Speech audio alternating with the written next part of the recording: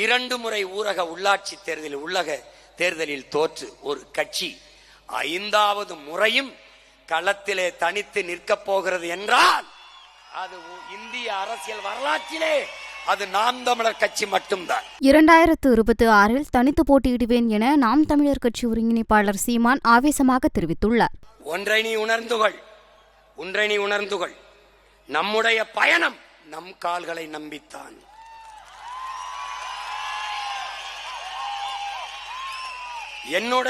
உன்னுடைய கனவு நம் தோள்களில் தான். அடுத்தவர் கால்களையோ தோள்களையோ நம்பி பயணிக்கிற கோழைகள் நாம் அல்ல. கூட்டத்தில் நிற்பவனுக்கு துணிவோ வீரமோ தேவையில்லை, தனித்து நிற்பதற்குத்தான் துணிவும் வீரமும் தேவை. நாம் வீரர்கள், அதனால் தனித்தே களம் காணுவோம். என் அன்பிற்குரிய மக்களே, என் அருமை சொந்தங்களே, ஒரு தலைவன் என்பவனுக்கு முதல் தகுதி அவன் பிறந்த மண்ணை, அவன் மக்களை உண்மையாக முழுமையாக நம்ப வேண்டும், நேசிக்க வேண்டும். நான் என் மக்களை 100 விழுக்காடு உண்மையாக நம்பி நேசிக்கிறேன், காதலிக்கிறேன். நான் என் மண்ணை பேரன்பு கொண்டு நேசிக்கிறேன். இது மண் அல்ல, என் தாயின் மடி என்று நான் நேசிக்கிறேன்.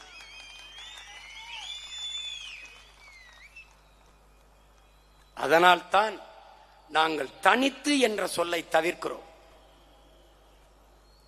தனித்து என்ற சொல்லை தவிர்க்கிறோம். 8 கோடி தமிழ் மக்களோடு இணைந்து லாவோட்ஸ் சொல்கிறான், என் அன்பிற்குரிய தம்பி தங்கைகளே, மக்களிடம் செல், மக்களை படி, மக்களிடம் கற்றுக்கொள், மக்களிடம் இருந்து தொடங்கு. அவர்களிடம் என்ன இருக்கிறதோ அதை வைத்து தொடங்கு.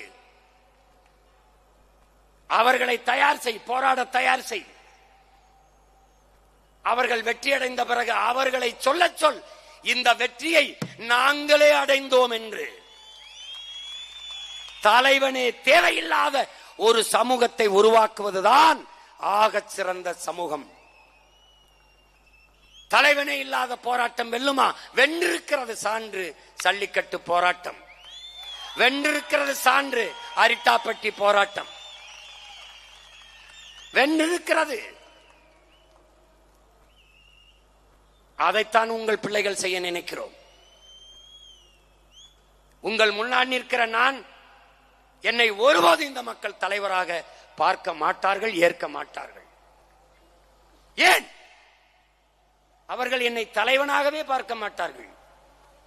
தன் மகனாக பார்ப்பார்கள், தன் பேரனாக பார்ப்பார்கள், தன் பிள்ளையாக, தன் மாமனாக, தன் சித்தப்பனாக, தன் பெரியப்பனாகத்தான் பார்ப்பார்கள், நேசிப்பார்கள்.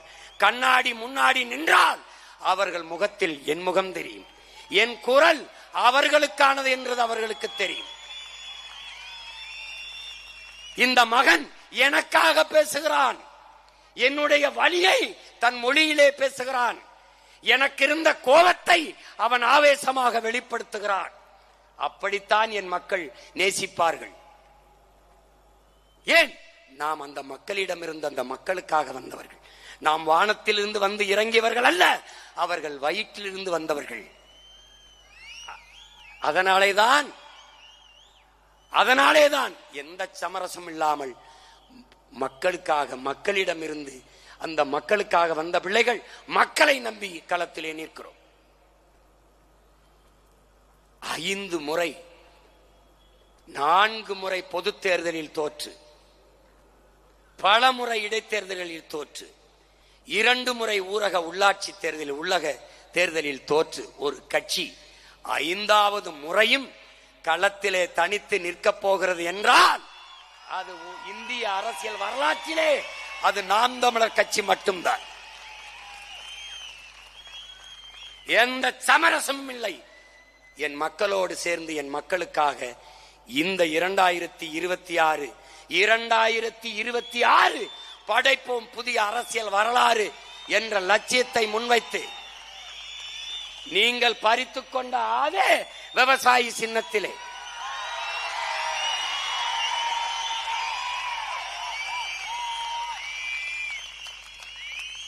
ஐயா ரஜினிகாந்த் அவர்கள் சொன்னது போல வந்துட்டேன்னு சொல்லு, திருப்பி வந்துட்டேன்னு சொல்லு. அந்த விவசாயிக்கு எனக்கும் சம்பந்தம் இல்லை, ஆனா இந்த விவசாயிக்கு எனக்கும் சம்பந்தம் இருக்கு.